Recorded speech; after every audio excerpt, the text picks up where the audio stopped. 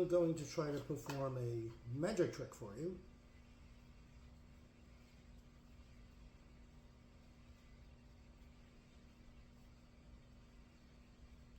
I'm just locating my favorite cards.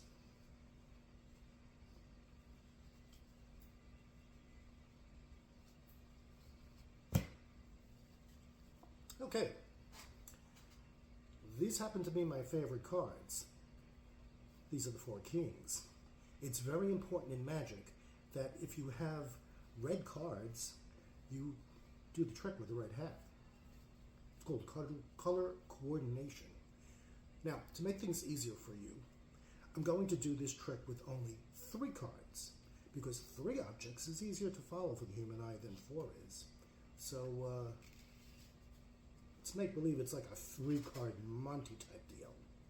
Okay, so now that we've got our 3 cards, sorry about that. Okay, now that we have our 3 cards,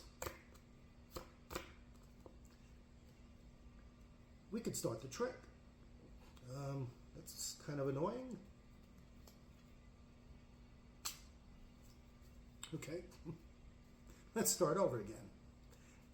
Now that we have our 3 cards, we can start the trick. Ugh.